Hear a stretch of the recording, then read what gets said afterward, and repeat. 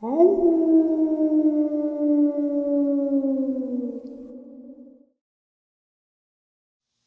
greetings and salutations, everyone. I hope everyone is still doing well, and welcome to tonight's second half. It gets us about the midway point to tonight's Saturday Nightmares live from New York, 12 a.m. Eastern Standard Time, our live stream, and we do have a lot of fun. I hope to see you all there. Before we get into this upload, though, a couple links. As many of you know, I rely on Patreon, PayPal, channel membership, and the merch to help the channel to continue to grow and go. Links to Patreon, PayPal, and channel membership is in the description below. Merch displayed directly under the video. Also, Dogman Frightening Encounters, Volume 1 through 3, the audiobook versions. They were written and researched by Tom Lyons, narrated and produced by me, Jeff Nadolny.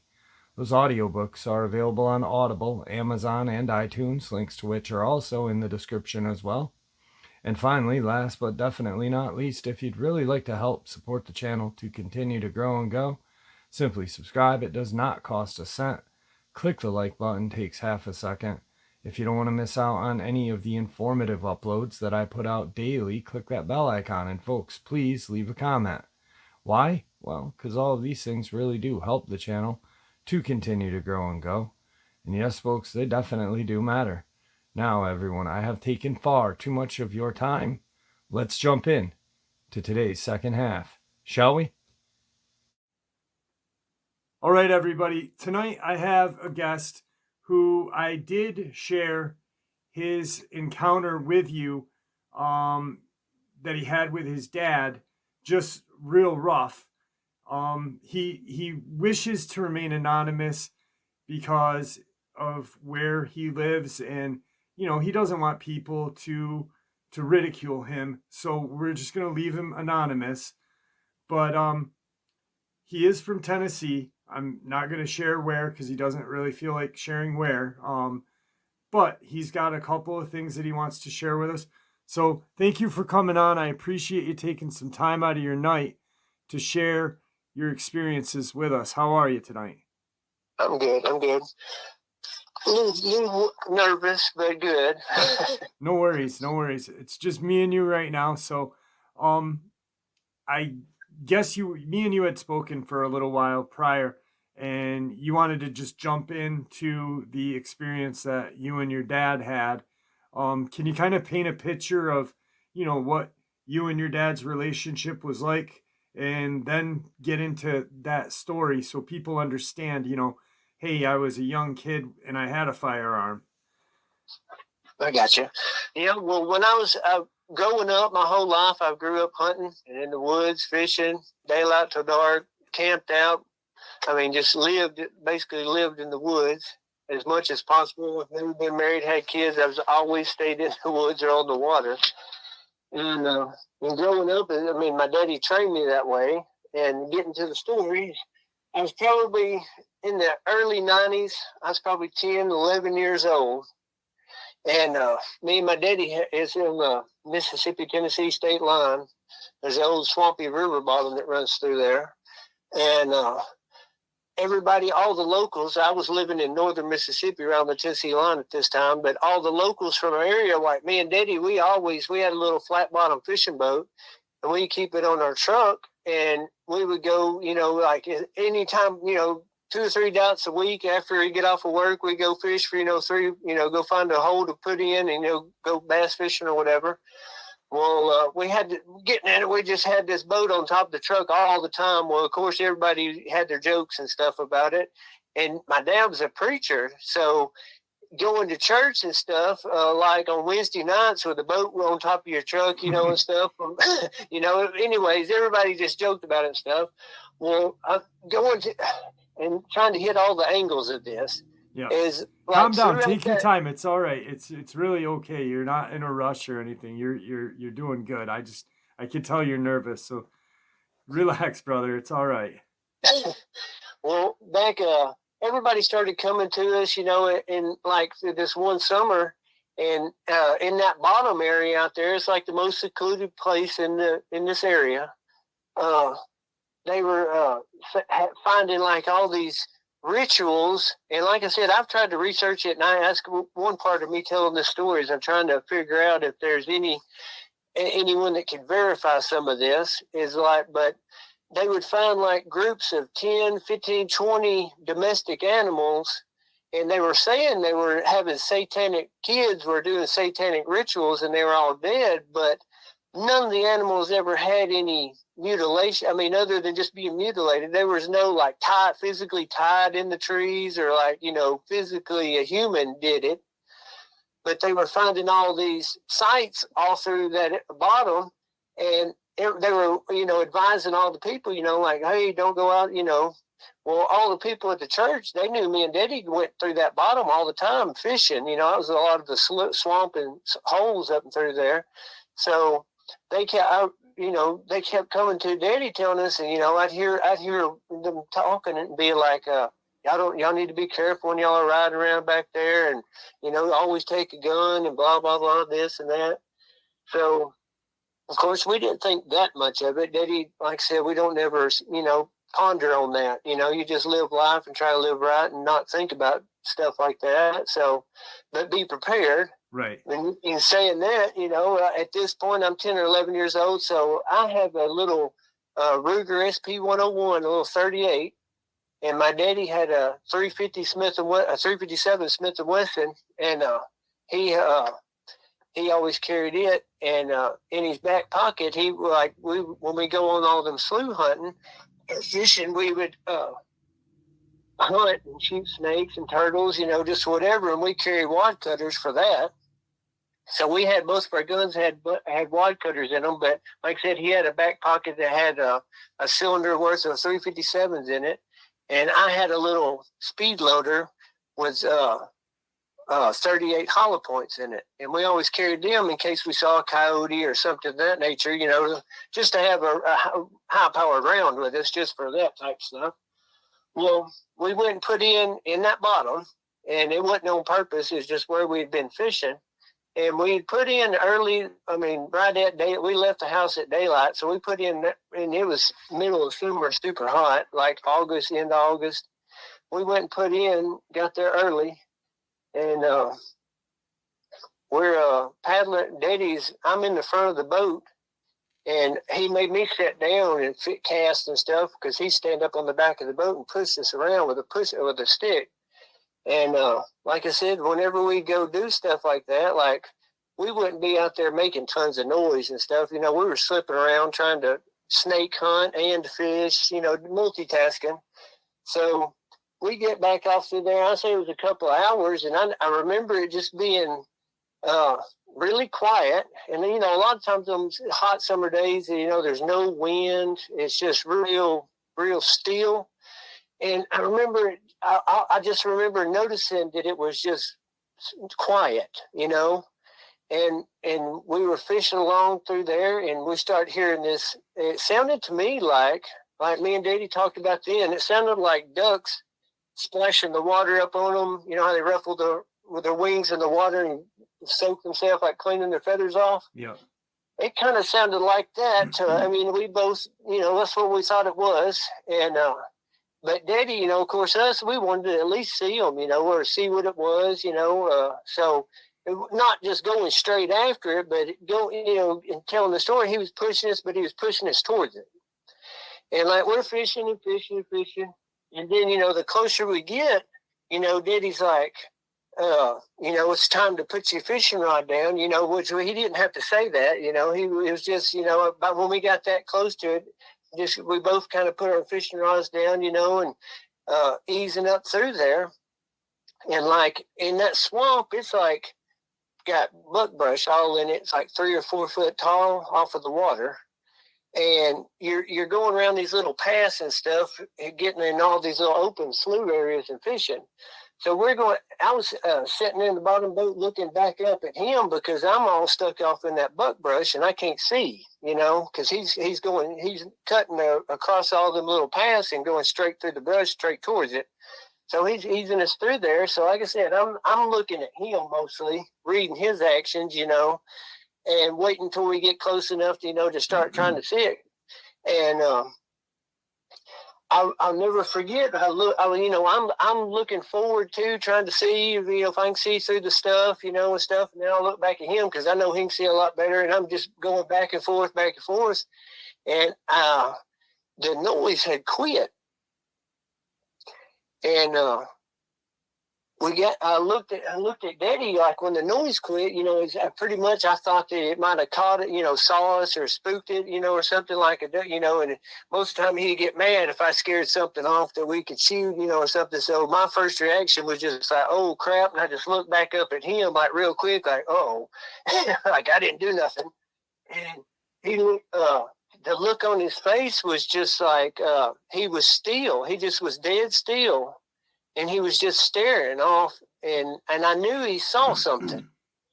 And in saying that, I knew it wasn't, it was just so, it wasn't if it had been something that we could have shot at or something, he wouldn't have just be stuck on it. He'd be, it'd be like motioning or, drawing or doing something. He was just froze. Mm.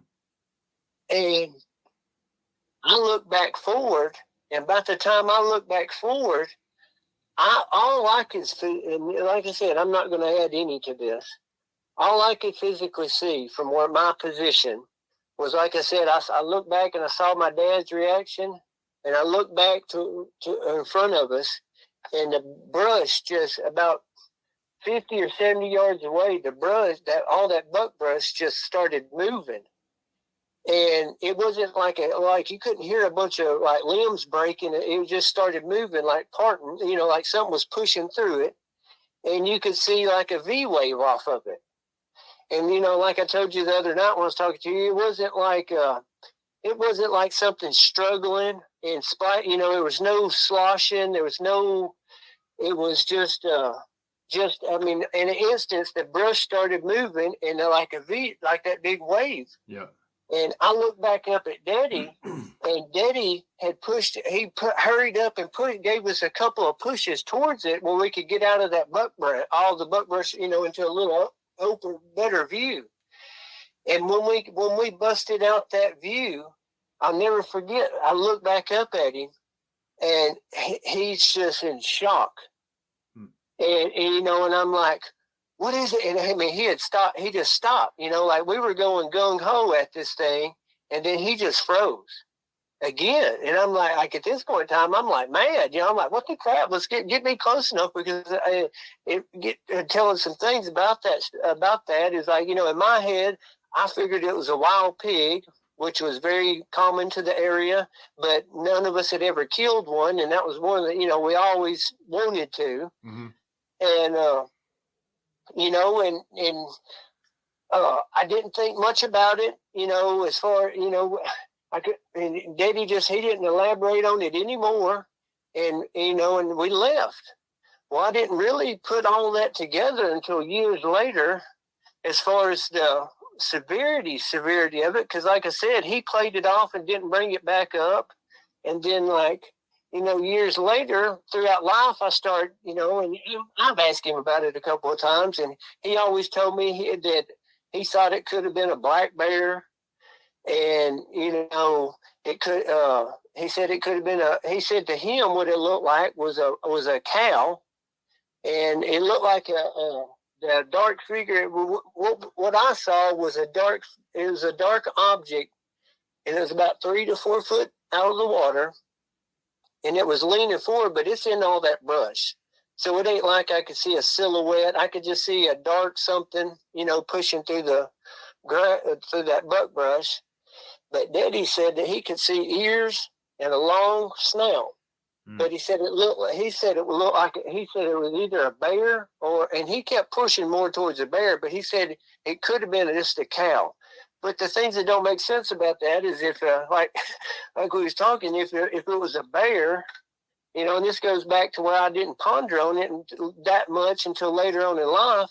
Like if it would have been a bear or a pig or a cow, like there's no way it could have been sticking 3 or 4 foot out of the water. Right. Because that area where we went up, whenever he was pushing us, we had gotten to about where the animal had taken off from. And in that area, Daddy took that push pole and we was pushing it, you know, and it was 3.5 to 4 foot of water, and it was 3 foot out of the water. Right. And if it like was like we were talking, if it was a bear there or a pig or a cow pushing that way, there would have been some sort of splashing or some sort of something, but it was silent. Exactly. And another thing is, like, throughout them years, you know, I've chased wild hogs across swamps and shot them. I've realistically saved drowning cows from the Tennessee River down here when it flooded a couple of years back.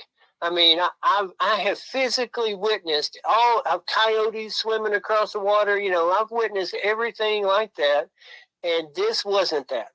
Right. Yeah. And that's where, you know, I can't speculate on the story. I can only tell you exactly that right. I saw what I saw, and I know he saw something, and what he saw, he won't elaborate on that much, but later on he did, but I get to that in a minute. But, there was no noise, and it was at least 3 foot out of the water. Right.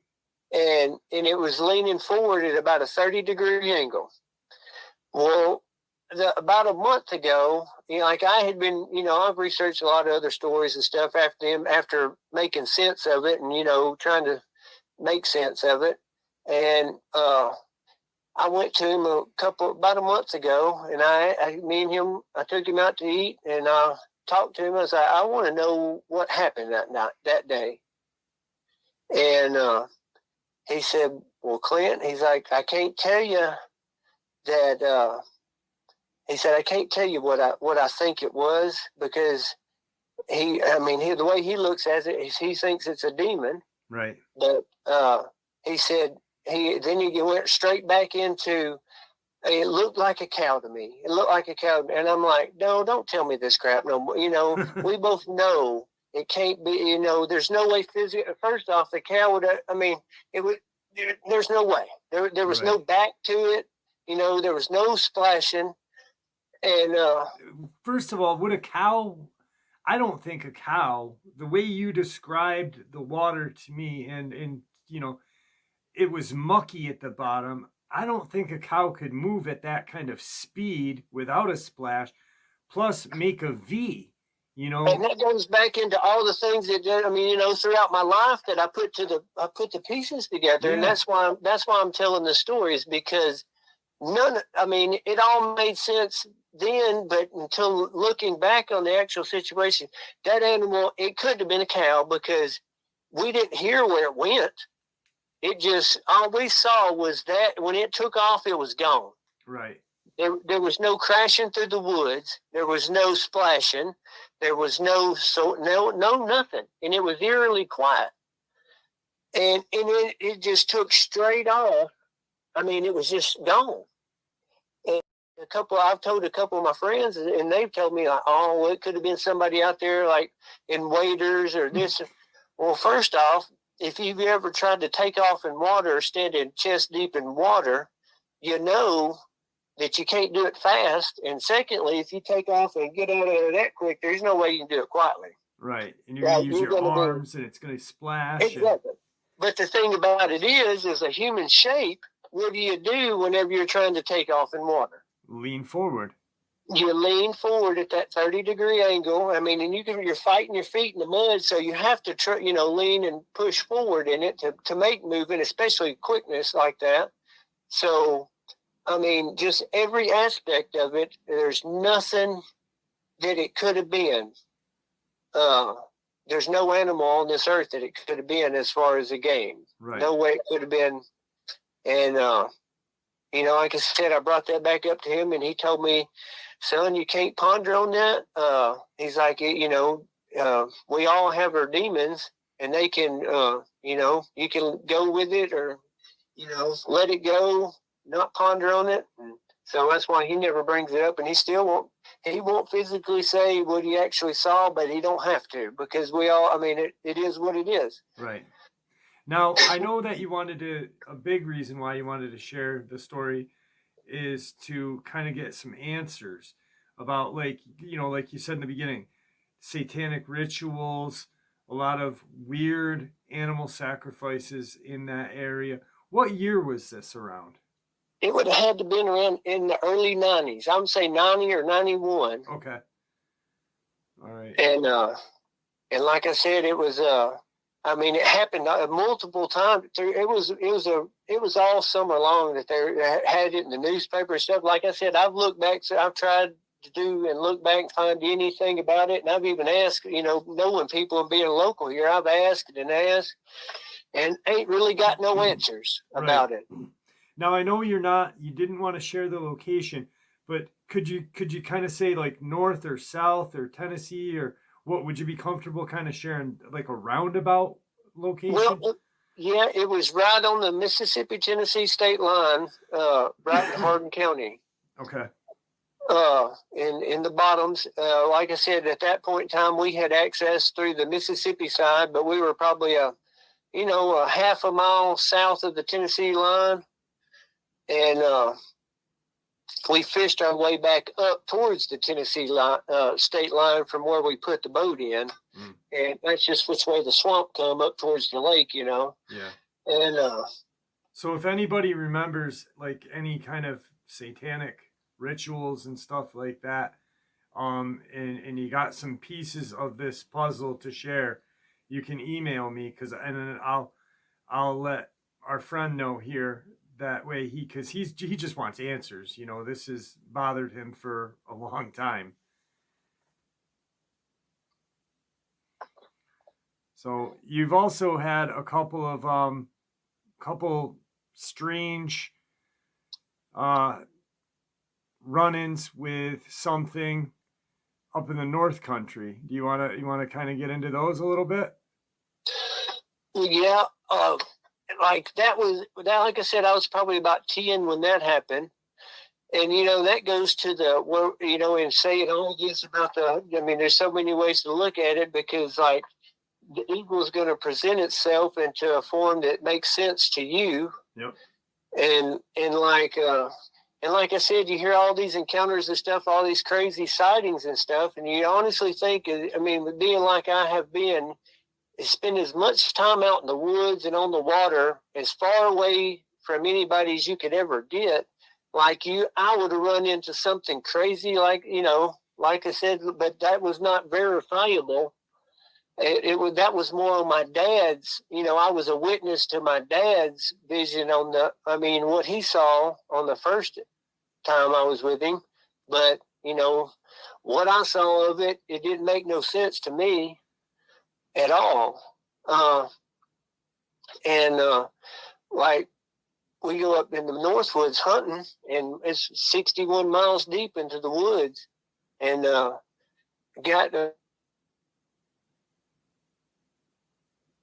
love walking the back road. And I got up, it had started snowing, and, up there you want snow on the ground where you can see and you can track and stuff. Well, we got up that morning, and it's probably 2 or 3 inches of snow on the ground. Real quick, not to confuse anybody, because you might confuse people. You're not in Tennessee anymore. No, this is in northern Maine. Okay. All right. And this is literally about 5 miles from the Canadian border. Yeah, so you're deep. Yes. And we go up there, and like I said, we got up that morning and went hunt. Well, my buddy, when you come out of our little camping where we camp, the road, it come to like a more main road. No traffic really, but that was the main road. And then you could go right or left. And then off of them roads, there was tons of other little just dead end roads, and little where they loaded lumber. Just tons of area to stalk around in and hunt. So what we'd do is we'd get up, and he'd go one way, and I'd go the other way.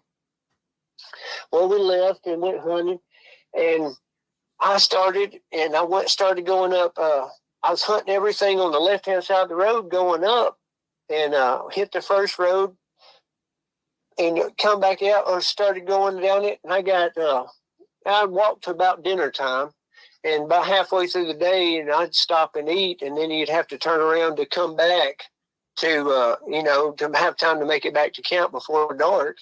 And I stopped and ate, and I took one of the little side trails and stuff and walked out to a little opening or something where I could stop and eat. Well, I got back up and was headed back. And when I got to the main road, I looked down the road where I'd come up the left-hand side of the road. And on the other side of the road, like about, there's probably, a little space about 300 or 400 yards from where I saw something in the snow on the opposite side of the road. And like I said, the first thing I thought was it was a deer. I figured, because I had a deer scent on me, and I was stalking around. I figured it just picked up on that deer scent and my tracks, and was thinking I was, and it was following my tracks. Well, I went straight into hunt mode. So, so I just started creeping up to them. Well, when I got up to them, I noticed like they didn't go nowhere. Like they just stopped in the middle of the road. I mean, and I didn't, like I was telling you earlier, I didn't really think much about it. I just went straight into, I was in hunt mode. So I figured he was right there. He's somewhere, he juked off the side of the road or something. He's right on top of me. Well, the closer I get, I noticed that it was wolf tracks. Well, I wasn't scared or, wasn't nothing like on that realm. I actually was more excited. I wanted to kill it even more. So I was like an extreme gung-ho. And I started, I was looking. Well, I wanted to, I followed followed his tracks back from where he come, because I figured he would have backtracked or something, because he juked off the road. So I just went back to hunting his tracks backwards and headed back to the camp. And I followed him all the way back down to where the first road that I had left, when I'd left camp, the first side road that I'd went down, he had come out of it. Well, in doing all that, I noticed, like in my snow, like the deeper the snow got that day, like my knees started hurting. And I started dragging my left foot in the snow. Like I could see it real bad in the tracks when I first turned around. And like you could see the progression of it getting not as bad, in reverse going back to the campsite. So I'd already picked up on that. And I was like, well, crap, that thing was hunting me, Right. He thought I was a wounded deer. He smelled that doe pee on me or whatever and saw the tracks with a gimp. And, coyotes and stuff, they hunt like that. So I was like, I thought he was a cow, I thought he would just hunt me. No biggie. Still wasn't scared. So I went to the camp, ate, and stuff, told my buddy what happened. And he didn't think too big of a deal of it, he was, of course, everybody's worried the wolf's a wolf, but there was no scared and, nothing like that. So with all that snow being on the ground, the next day I was like so gung-ho. I wanted to get up early, I wanted more time to spend tracking. So I got up an hour early, an hour before daylight, and left my campsite. Well, it was a bright moon night, and, out in the snow and stuff out in the night with the moon, you can see real good. And I'm walking back up that it's probably quarter of a mile, maybe not quite that far, but back to the main road. And I look up and I notice like something real strange in my trail from where we walked back the night before. And it just stuck out. It was like bold.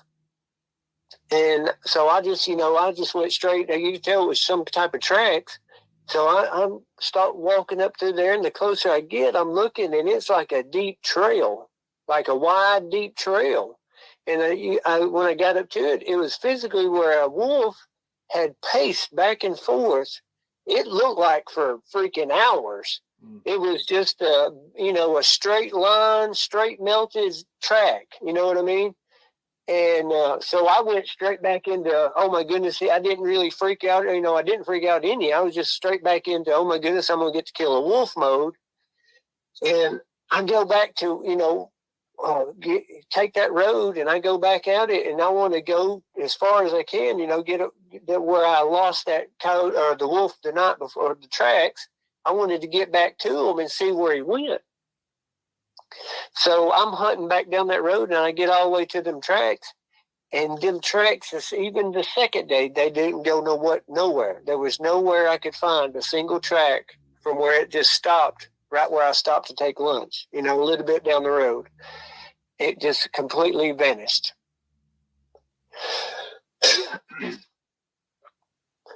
So, I mean, The only place for it to have gone, like we said earlier, would have been, it would have had to jump 15 to 20 feet completely sideways to get off the road to not make a track from where it went. Yeah. That's insane. Literally, we sat here for probably an hour shooting the breeze before doing this interview, and this wolf was straight. You have to imagine the power or the power and coordination for anything to have to be able to jump that way is unbelievable. And it's insanity. And then, of course, like you said, there had been some vehicles that came down later through the day and ruined the tracks. Yeah, well, whenever I got to the other end of things again, and when like I said, I was never scared or nothing until I got to the dead end tracks, and there was the animal didn't go nowhere, and then that just didn't make sense to me. And then you start thinking about other things about it. Is like, I know it is very possible that a wolf paced, there at the campsite, but on another aspect of that is, was that really just a wolf that just, why that's still, it was evident we were human. It was evident, unless he just thought with a doe pee that a hunter had to kill, a deer at the campsite or something of that nature. Right.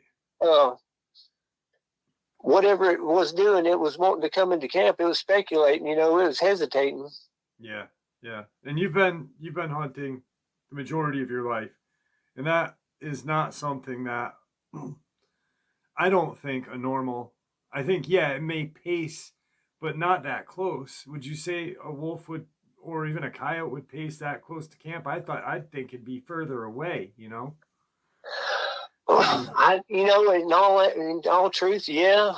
That part of it to me don't seem that far fetched about it being that close, because especially at night like that. Okay. But not taken from it. Just making, trying to make sense of it to me. Yeah. But that goes back into the canine factor of it. That's what they do, they sit there and smell. They'll sit there and smell for hours, watching bait. They just, a lot of times they don't come straight, that's why they're so hard to kill and stuff. Right. They're a very intelligent animal. You've also had, I don't know if you're comfortable with sharing the one, I think this one was after the winter hunt, or no? No, this one was before that one. Okay. That my first time of any type of dog encounter like that was, like I said, when I was with my dad when I was a kid. Mm-hmm. And then the second one will be this one. Is I was hunting here in same area, right on the Mississippi line over here, and it's real hilly. And this goes back into a lot of the other, after researching all this stuff, like so many of things on all them stories that I listen to don't seem real to me, but a lot of it just like hit home. A lot of it just, it's all the same. Like, I thought, I've heard stories of people talking about the smell and, feelings, it make you have like different, that type of stuff. But this makes no sense at all either. Like I said, it wasn't like I went out first time of the year and did this. Like I did this every day. Right. I went out hunting, and like I was telling you earlier, like I would walk them old logging roads and trails and stuff. Well, I have, everybody's got their pattern. Well, that day I went reverse of what I always walk. And I went down through there and I dropped off in one of the hollers, and I got down to the bottom of the holler, and I've never had this happen to me since. Like my hamstrings completely locked up. And it locked up so bad that, instantly, like I'm literally a grown man, and I went to tears that my legs was hurting so bad. And it was such a pain, and it was constant. Mm. And, I tried to I was down in that holler, down in the washed out part of the very bottom of the holler. So I kind of just leaned up against, I got my leaned down, eased up against the bank, which wouldn't be sitting down because, I'm down in a little creek bed. And I'm sitting there, and then it hit me. I was like, I'm soaking wet, and it's freezing temperatures, and nobody knows where I'm at. No cell phone service. All this stuff starts going through my head. So I'm like, holy crap, I've got to get out of here. And it was like, worst case scenario, I've got to at least make it to the top of the ridge where I can get cell phone service to call somebody, to come. Because, that's how serious the pain was. Like, it was everything I could do to stiff leg walk, and and then picture being down in the bottoms and stuff. So you can only imagine. It took me forever, and I finally got all the way up to the top of the hill. Well, at the top of the hill, there's like we were talking about all the little logging roads. This thing, it was overgrown, and they all come down to like a little 30-yard circle where they loaded the trucks. But by now, it's all like growed up in real thick grass and underbrush, and there's always like a lot of cedar trees, head-high cedar trees in them little areas. It's like a little bedding area for animals. But it's where they loaded them trucks years prior from where they clear cut all that land. Well, I got up to that, and I got my backpack. I got up there, and like I said, I'm still in excruciating pain. And I got my backpack off, and I was like, well, I've made it now. I'm not going to call one of my buddies and act like a damn idiot and get somebody to come all the way out here to get me because my legs are hurting. How do you really explain that? Right. But anyways, I had made it to the top of the hill, and I knew that the roads was only going to get better, and I wasn't that far from the truck. But it was getting pretty dusky dark, and in them pine trees, it was already real dark because it was storming. And I stopped there in that little cul-de-sac, and I rested, and I ate me a snack, took my backpack off, ate me a snack. I stopped and I smoked a cigarette and got my composure back, and I was like, well, I've got to get going again, So I get back up on my feet, and I made about 2 or 3 steps. And like I said, I'm looking straight down, holding my head, just holding my legs with my hand, they were just solid, stiff, cramping. And I heard a single bark. And it was so loud. It was just right on top of me, that loud, like not far-fetched loud, just like one single bark. And the first thing I did was I just, lifted my head straight up and looked. Well, straight up from the road where I was walking, it went up about 20 or 30 yards, and then it dog left up and to the left because we're still kind of going uphill. Well, and this is like a 5-7 foot wide 4-wheeler trail, and it's real thick, overgrown all around it.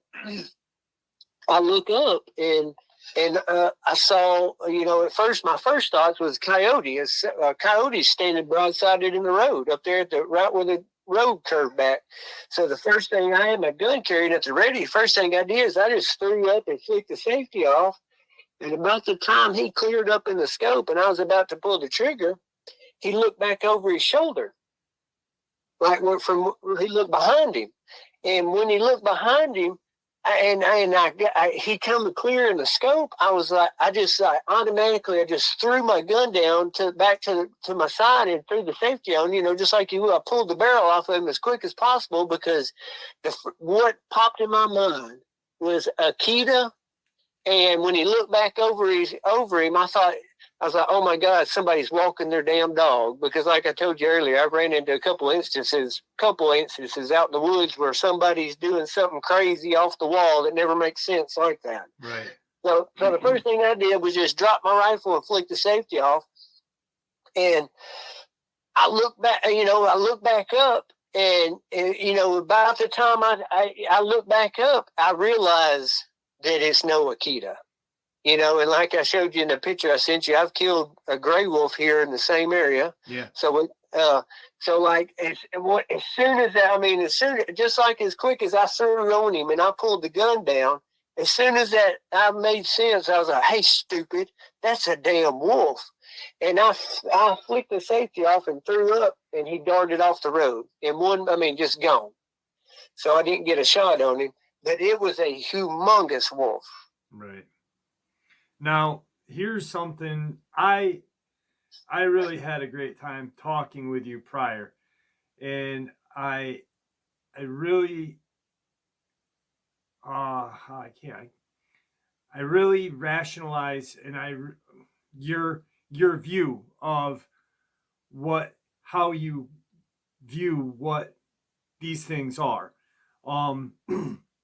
You'd made a statement like, if these were demons, dogmen are possibly demons or are demons and evil.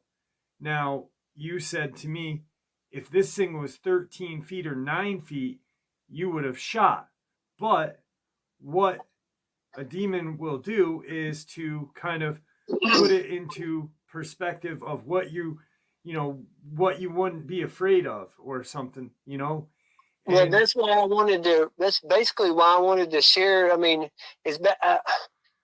everybody, you hear tons of stories of encounter stuff, but that's what made me wanted to share mine, was to figure, because that, like I'm telling the story, like, it's like it was a progression of my life of trying to put the pieces together. Yeah. You see what I'm saying? Yep. And I knew earlier on, like I said, I've questioned my dad about that scenario a couple of times, especially, when I was younger and stuff. There was a couple of, I was like, dang, Dad, that's probably a pig. And, I missed out on it, stuff. He would never bring it up. Never talk about it. He just went straight to, hey, it was a cow, or I think it might have been a bear, just blew it completely off. But,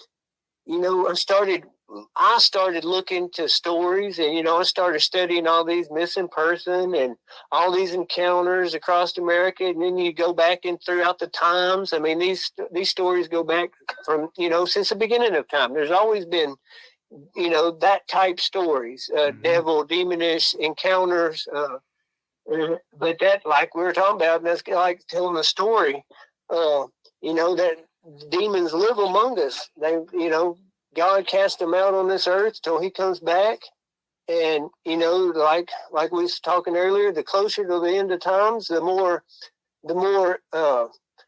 in your face, the more it's going to start happening, the more less, what's the word I'm looking for? Where, it's, just like we was talking earlier about not being provable, but just so many more, like all these bodies coming up mutilated. Yeah. It's just, and with no answers is what I'm getting at. Like that.